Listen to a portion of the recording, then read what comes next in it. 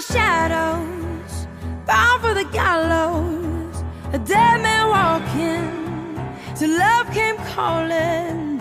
Rise up, rise up, rise up, rise up. 6 feet under, I thought it was over, and answered a prayer, the voice of a savior. Rise up, rise up, rise up, rise up.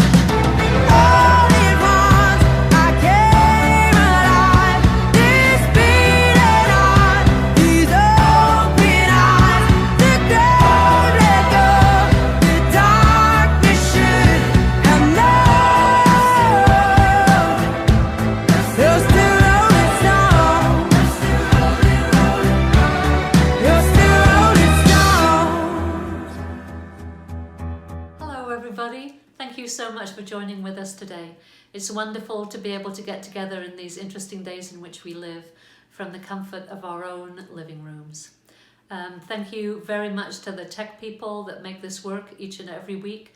A great big shout out to you. And from Henry and I, a big shout out to all the people that were involved last week with the Mother's Day celebration. From the little people to the older people that still have mothers that are with us.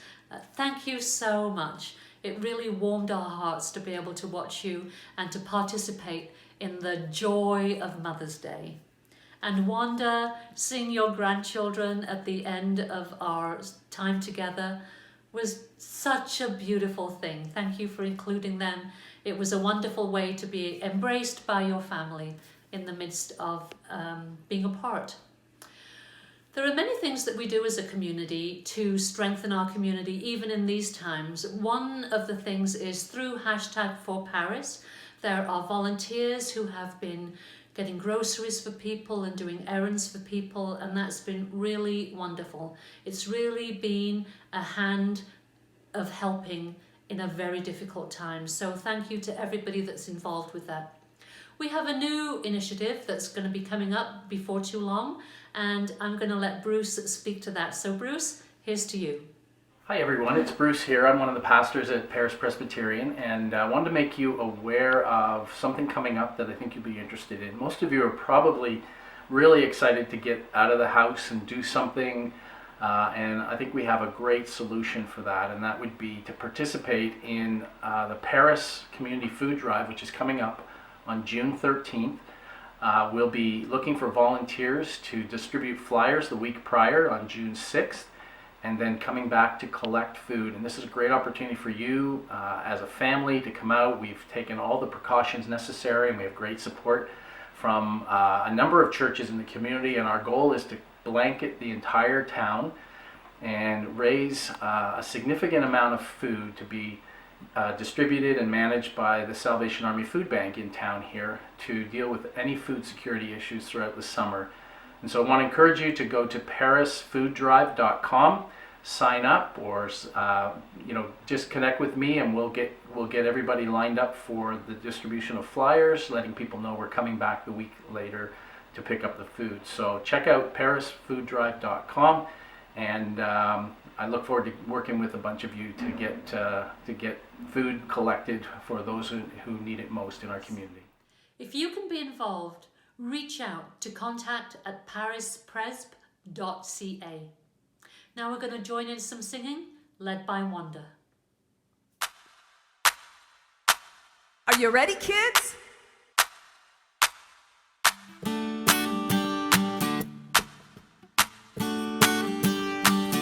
I just wanna be a sheep, ba ba ba ba. I just wanna be a sheep, ba ba ba ba. I pray the Lord my soul to keep. I just wanna be a sheep, ba ba ba ba. I don't wanna be a hypocrite, I don't wanna be a hypocrite, no way. 'Cause then the hit you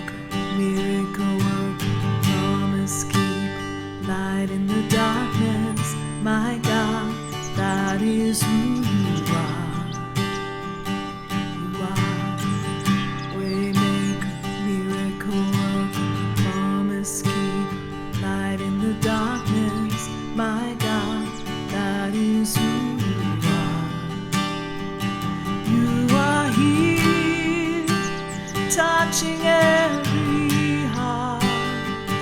I worship you, I worship you. You are here, healing every heart.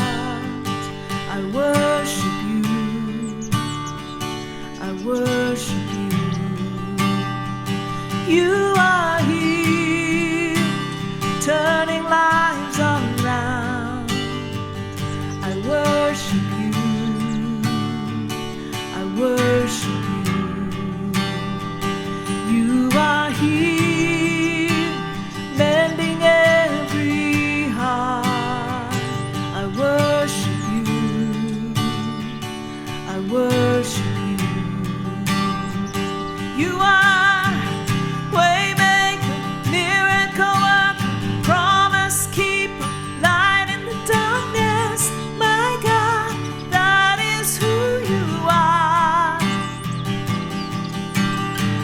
Waymaker, miracle worker, promise keeper, light in the darkness.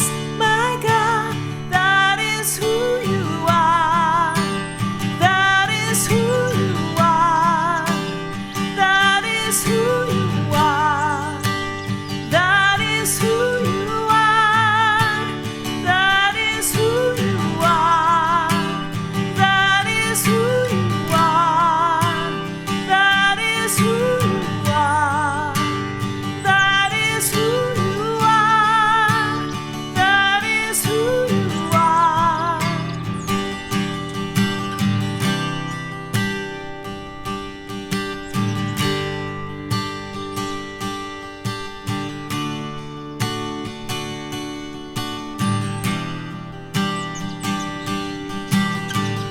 Even when I don't see it, you're working. Even when I don't feel it, you're working. You never stop, you never stop working. You never stop, you never stop working. Even when I don't see it, you're working. Even when I don't feel it, you're working. You never stop, you never stop working. You never stop, you never stop working. Waymaker, miracle worker, promise keeper, light in the darkness. My God, that is who you are. Waymaker, miracle worker, promise keeper, light in the darkness. My God, that is who you are. That is who you are. That is who you are. That is who you are. That is who you are. That is who you are. That is who you are. That is who you are. That is who you are. Waymaker, miracle worker, promise keeper, light in the darkness. My God, that is who you are. Waymaker, miracle worker, promise keeper, light in the darkness. My God, that is who you are.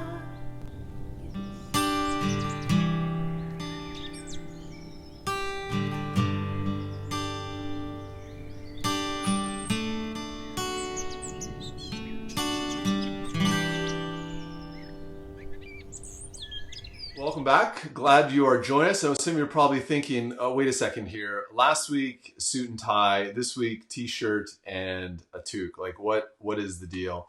For me, I can give you a couple of reasons. One is, maybe just didn't really feel like doing my hair. The hair's getting a little out of control. Like, when are they going to open barbershops? That could be one element. The other element is, listen, this past week, the weather has been ridiculous. Snowing earlier on, and so I thought, I just want to be prepared. But here's the real answer. For some of you watching, you've never been with us in person. That we don't normally do this online.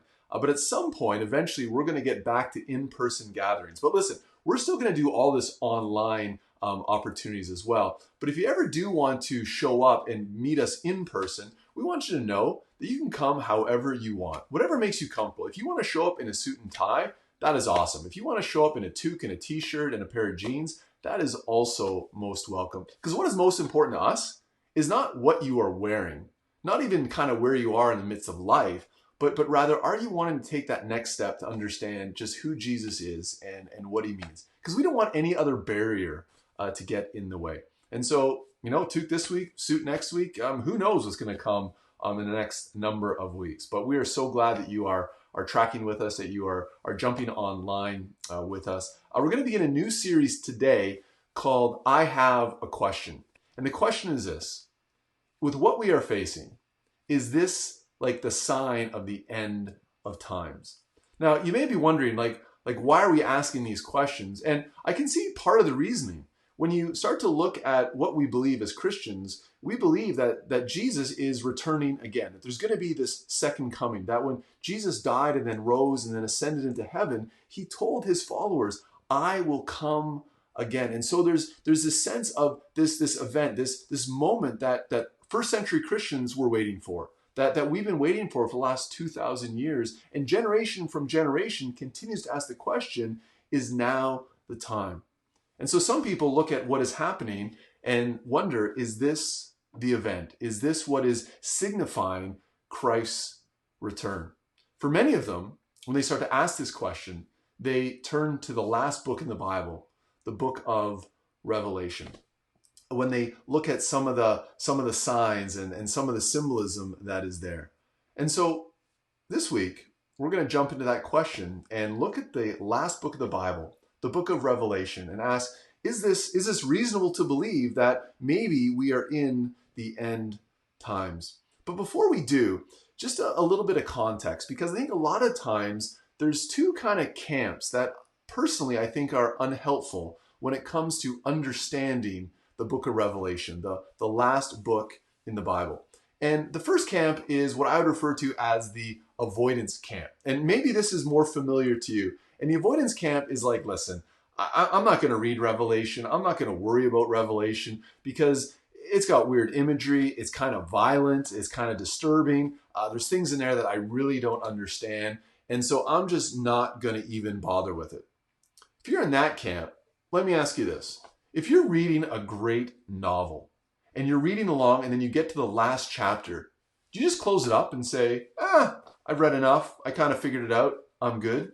Or if you're watching an amazing movie and you're so drawn into the plot line and then suddenly with 15 minutes left, you're like, I'd like to know how this ends, but let's shut her down for the night. No one is going to do that, right? Because when you're reading a great novel, when you're watching an amazing movie, you want to see how it ends. And particularly when it's a moment where after you've seen it and you've heard how the story ends, you now reflect upon what you've watched or what you've read. And you're like, I get it so much more. I believe that's the very same thing when it comes to the Bible. That absolutely Revelation is a hard book to read. It's challenging to understand. But I believe Revelation should not be avoided because it gives us the full picture of what God is doing. Not only in terms of what the end times are going to be like, but ultimately in us understanding what the rest of the story of the Bible is all about. And even more so, what it means for us in the midst of life. And so I don't think Revelation should be avoided. But then there's a second camp. And this is on the other side of the extreme. They're not the, I'm going to avoid it. They're on the, I'm going to obsess about it. I am going to look at everything that is written in Revelation, and I want to nail it down to a specific event in the history of time. Here's a challenge with that, is everyone throughout the history of time has attempted to do that. And up until today, it hasn't happened. You look at events such as the talk of the Antichrist, of a figure that is going to come before Jesus returns, the one that is against Christ. And over the centuries, different figures have been placed in that situation. First century Christians, they thought the Emperor Nero was the Antichrist. For very good reason. He was persecuting them at an incredible rate. You jump throughout history. People thought Hitler was the Antichrist. You jump into our current day, and people are now saying, well, what about what about the internet? Maybe that's the Antichrist. Which makes this kind of awkward because now we're using something that some believe is the Antichrist to talk actually about Jesus. But enough about that. And so what is going to be our approach? We're not going to avoid, nor are we going to obsess. But we're going to jump in and we're going to unpack and try to come to a better understanding of what is Revelation all about in its context, in our context, and in the understanding of how do I live life with God in the midst of whatever is happening. The original context is that this is a vision that was given by John, a follower of Jesus, who was exiled to the island of Patmos. He was exiled because the Roman emperor was just tired of him talking more and more about Jesus. It was a time of intense persecution for the early church. It was a time when the early church was primarily made up of people who were poor and were marginalized. And the greatest growing religion of the day was the worship of the emperor. Yeah, in a regular context, people are actually worshiping the government. I think some of you just spit out your coffee when you heard that, right? Like, can you even imagine what had happened? And so as you read the book of Revelation, we start to understand that I think one of the great images that are given to us is this idea that essentially what God is doing is he is bringing us backstage. And so with that little short introduction, let's jump in. Let's start to unpack the book of Revelation a little bit. And we're going to look at one particular passage, and we're going to be introduced to kind of three main characters. We're going to look at a couple of kind of crucial events, and then we're going to start to unpack it to say, okay, what does this mean for me? What does this mean in the midst of all of life? And so the place we're going to land is Revelation chapter 12. If you have a Bible and you want to follow along, that's great. But if you want to just follow along on the words on the screen, it's Revelation 12. And this is what we read. A great and wondrous sign appeared in heaven. A woman clothed with the sun, with the moon under her feet, and a crown of 12 stars on her head. She was pregnant and cried out in pain as she was about to give birth. Then another sign appeared in heaven. An enormous red dragon with 7 heads and 10 horns and 7 crowns on his heads. His tail swept a third of the stars out of the sky and flung them to the earth. The dragon stood in front of the woman who was about to give birth so that he might devour her child the moment it was born. She gave birth to a son, a male child, who will rule all the nations with an iron scepter. And her child was snatched up to God and to his throne. We're going to stop right there for a moment. We're going to jump back in because I think one of the things that is helpful when you read Revelation is to go through it in chunks, to stop because there's a lot that just went on. But the key is we're introduced to 3 main characters. We have the woman, we have the child, and we have the red dragon. Now, some of you may be thinking, yeah, I kind of already know who they are. But let's just walk through it quickly because it starts to help us understand more and more of the theme about what we're about to read and everything that we see throughout the pages of Revelation. The first one is the woman. Now, there's some debate amongst scholars, but most scholars, most theologians land on the place that the woman represents all the people of God. And when I say all the people of God, I mean the people in the past, the people in the present, and the people yet to come. Everybody. Which for us, we need to listen in because that includes all of us. That we are a part of the story. And I think it's important that whenever you read anything in the Bible, don't read it at arm's length and think, okay, I'm just reading this for information, but begin to see yourself in the story. That's the first character. The second character is the child, and this may be the most obvious. We're described that this is the one who will rule the earth. There's no debate over it among scholars. This is referring to Jesus, the Messiah, the one who rules over all. The third character is the red dragon. Sounds like a pretty fierce, pretty scary looking character. This is the reality of Satan. And what we begin to see is what is unfolding, what is happening. But let's continue to read in the story. And here we're going to pick up at verse 7. And it says, "And there was war in heaven. Michael and his angels fought against the dragon, and the dragon and his angels fought back. But he was not strong enough, and they lost their place in heaven. The great dragon was hurled down, the ancient serpent called the devil, or Satan, who leads the whole world astray. He was hurled to the earth, and his angels with him." It's in this place that we're told of two key events, two events that really remind us of the significance of the times we're living in. Perhaps you've wondered, where did Satan come from? Like, how did evil actually enter the world? In this passage and in other passages in Revelation, and along with other places in the Bible, in Isaiah chapter 12 and Ezekiel 32, we're told that there was a battle, that there was a war in heaven, that Satan was actually of the highest order of angels. But he didn't want to worship nor serve God. Rather, he wanted to be greater than God. And so there was a war. And Satan was cast out of the presence of heaven. He was hurled down to the earth. And here it's the beginning and the reminder of how there is this battle between light and darkness, between good and evil. But the second glimpse that we're given is we're told that what Satan's attempting to do was to deceive the whole world. Think of that word deceive for a moment and hold on to it, because we're going to come back to it in a moment. But let's jump back in, and we're going to begin in verse 12. "Therefore rejoice, you heavens, and you who dwell in them.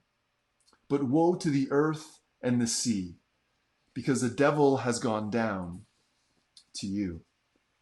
He is filled with fury, because he knows that his time is short. When the dragon saw that he had been hurled to the earth, he pursued the woman and had given birth to the male child. The woman was given the 2 wings of a great eagle, so that she could fly to the place prepared for her in the desert, where she would be taken care of for a time, times and half a time, out of the serpent's reach. Then from his mouth the serpent spewed water like a river to overtake the woman and sweep her away with the torrent. But the earth helped the woman by opening its mouth and swallowed the river that the dragon had spewed out of his mouth. Then the dragon was enraged at the woman and went off to make war against the rest of her offspring, those who obey God's commandments and hold to the testimony of Jesus." It's here that we begin to see some of the overall themes that are being represented in Revelation, but are ultimately being represented throughout the entire pages of the Bible. And there's 4 main themes I just want to focus on.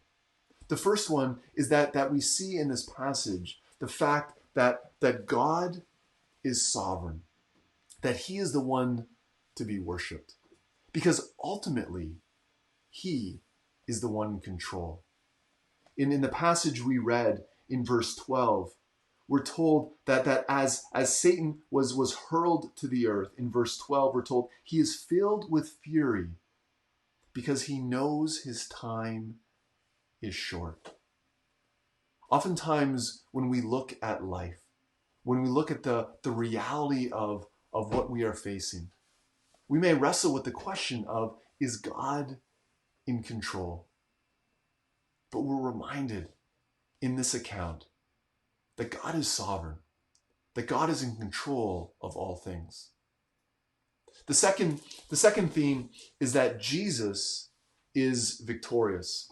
There's a couple verses that we just jumped over, But if you jump into verse 11, it says they overcame him, referring to Satan, by the blood of the Lamb. That's language that is used throughout the New Testament, throughout the reality of how we are saved through the life, the death, the resurrection of Jesus. You know, when Jesus was dying on the cross, some of his final words were, "It is finished." It is finished. Ultimately, Jesus was saying, victory has been won. Nothing more needs to be done. But what is significant to note is that the victory of Jesus came through the path of suffering. And so we have the first theme of how God is in control. We have the second theme of how victory is found through Jesus. And then we have the third theme of how Satan is out to deceive. That at first he wanted to eliminate Jesus. But when that didn't happen, we're told that he was then bound with fury to bring it upon all those who claimed to follow him. That the great dragon was hurled down. I think it's important for us to understand that there is a battle that is going on. A battle between good and evil. A battle between just light and darkness. I think sometimes what we need to do is kind of remove some of those unhelpful caricatures of Satan. You know, of maybe like the boogeyman or the big scary dragon, which is talked about in this passage. I can understand that. Or the little red devil. And begin to understand that one of the primary tactics of Satan is that of deceit. In this passage alone, it talks about how the ancient serpent from the very beginning, that's a reference to the book of Genesis, to the very beginning when there was Adam and Eve and they were in the garden. And God says, you can enjoy everything in my garden, just don't eat from the two trees in the middle of the garden. And then the serpent showed up. And what did the serpent do? Tried to deceive Eve. Not by scaring, not by hiding around the bush and trying to freak her out, but by asking questions. You know, did God really say that? And I think that's the greatest tactic of Satan, is to deceive us, to do anything it takes to draw us away from following God. We just ended a series last week called Finding Joy. And I think oftentimes one of the ways that Satan deceives us is by taking the good things, the great things that God has given to us, and tempting us to make them the ultimate, whether it's wealth, whether it's success, whether it's looks, whether it's popularity, whatever it may be, and making that the ultimate place. As we talked about over the last number of weeks, it's a deception. Yes, we can enjoy them. Yes, they bring good into our lives, but ultimately joy is found in Jesus. We see oftentimes deception is brought about in the midst of suffering, where we begin to ask the question, God, why are you allowing this to happen? And Satan can use that to pull us away from God. We're going to talk more about that in the coming weeks. But maybe today, on your own or maybe with others that are watching with you, you can start to ask the question, what are some of the things in my life that may be being used as a trap, as a means of deceit to pull me away from fully following Jesus? So we have the theme of God is in control. Jesus is victorious. Satan is out to deceive. And then the final theme relates to us. And that is how we are called to be faithful. When you read throughout the entire book of Revelation, you see over and over again this urging for the saints, for the people of God, to patiently endure, to remain faithful. In the coming weeks, we're going to look at a number of other questions that I believe are going to help us kind of unpack some of these themes, that we continue to come back and see these themes of how God is in control.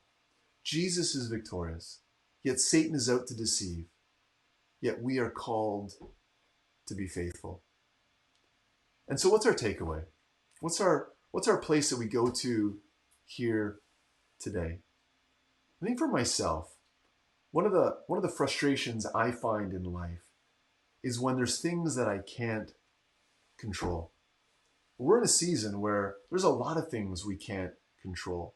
We can't control how long COVID is going to be going on for. We can't control really when shops are going to be opened up for more use, or when some of our favorite activities are going to be allowed. I wish I could control more of when we're going to be allowed to gather in person back in our church building, but I don't have control over that. What I started to realize is that what I do have control over is what I believe and how I behave.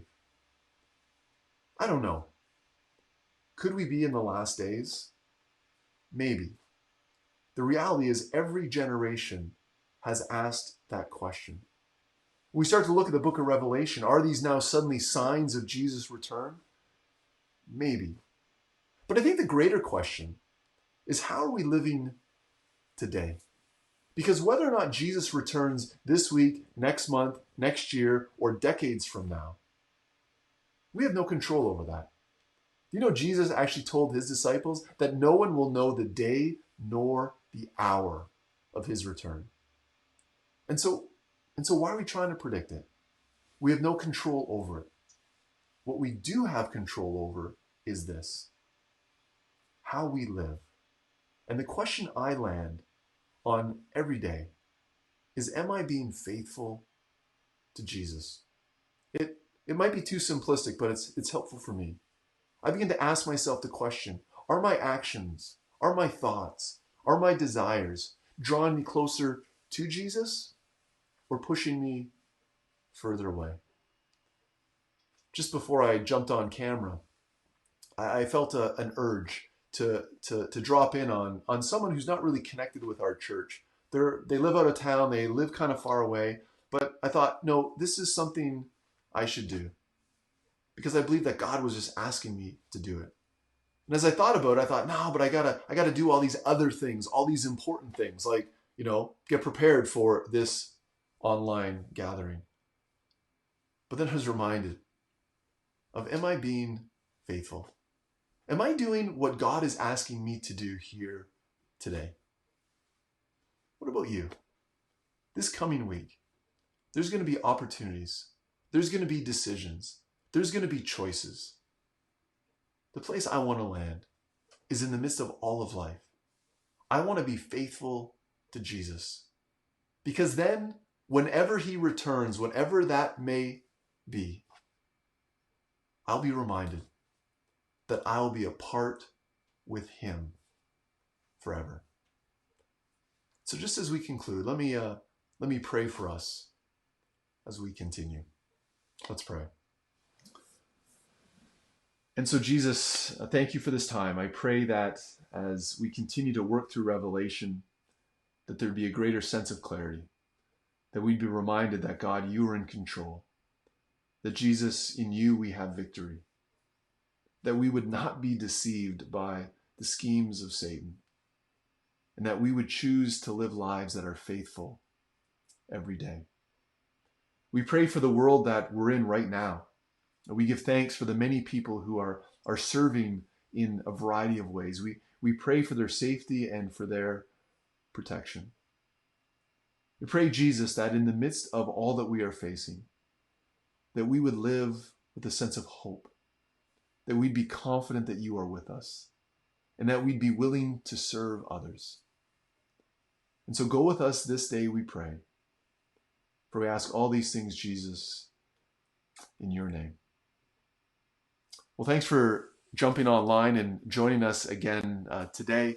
Wanda's going to conclude with one final song, but following her, Jonathan has a quick update to give us related to his role with the youth.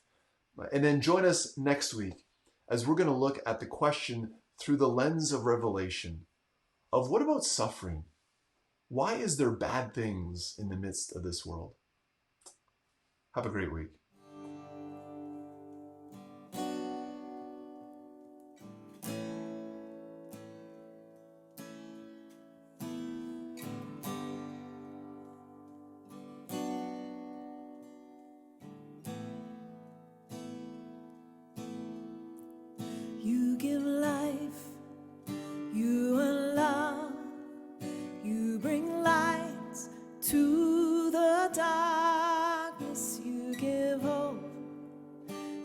restore every heart that is broken.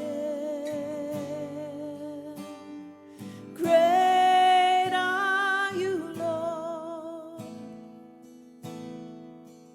It's your breath in our lungs, so we pour out our praise, pour out our praise. It's your breath in our lungs, so we pour out our praise to our name.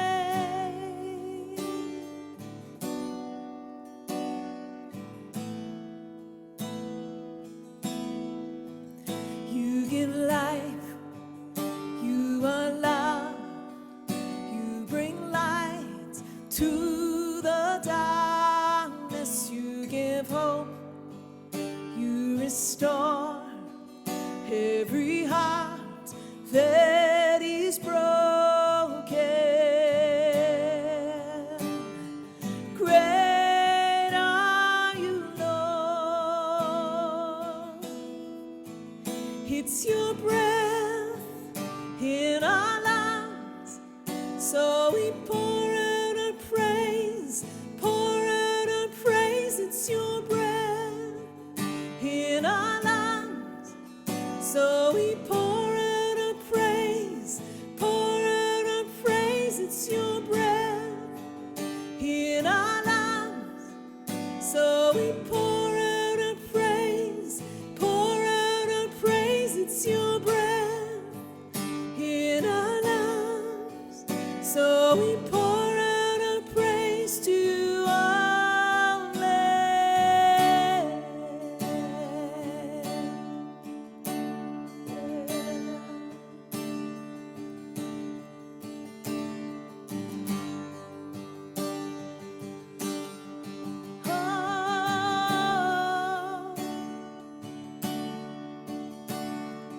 All the earth will shout your praise, our hearts will cry, these bones will sing.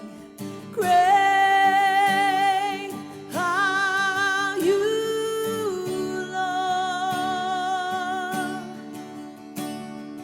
All the earth will shout your praise, our hearts will cry, these bones will sing. Great are you, Lord. All the earth will shout your praise, our hearts will cry, these bones they'll sing. Great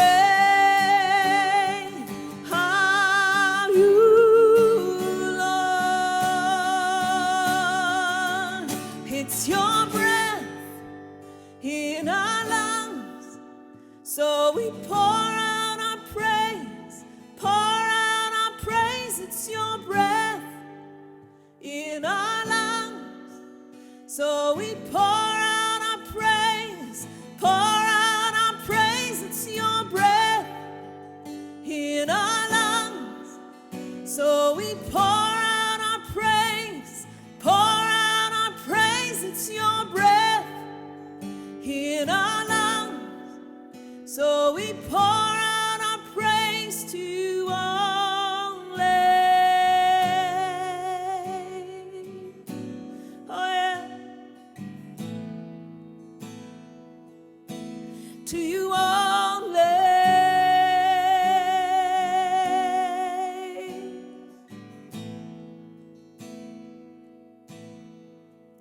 It's your breath in our lungs, so we pour out our praise, pour out our praise. It's your breath in our lungs, so we pour out our praise to our land.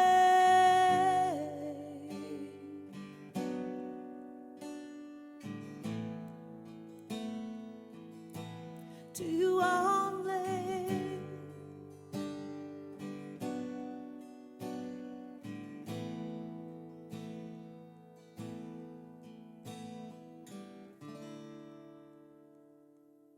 Hi everyone. I know there are a lot of you tuning in whom I have never met before, so my name is Jonathan.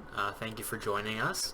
I just wanted to share an announcement with everyone this morning, and that is that effective May 22nd, I will be stepping down as youth pastor of Paris Presbyterian Church. I wanted to take this opportunity to thank everyone and thank the congregation for all of their support, the many years that I have been in this role, and thank everyone. But the good news is that I'm not really going anywhere. I'm still going to be sticking around and volunteering and helping where I can. The reality is that just the way things are, and for the health of myself, my mental health, and for the health of my family, and also for the youth ministry going forward, I felt that this was the best decision to make now, and the best way to move forward for all of us. So again, I am sticking around, and if you have questions or would like to chat with me about my decision, I'm happy to interact with you. Reach out and let me know what your thoughts are. I'd be happy to chat with you about it. I also just wanted to quickly say thank you to all of the volunteers who have helped out with the youth ministry over the past several years. And there are way too many people to name right now, but in particular I wanted to thank Cheryl Jones and Diane Atchison, who have both just put in so much work almost every week in so many ways, and they were volunteering in this ministry before I came, and they're still volunteering now, and they do such a great job. And I don't thank them often enough, so I want to do that now. And again, thank you to all of you for all of your support, and I will hopefully see you soon.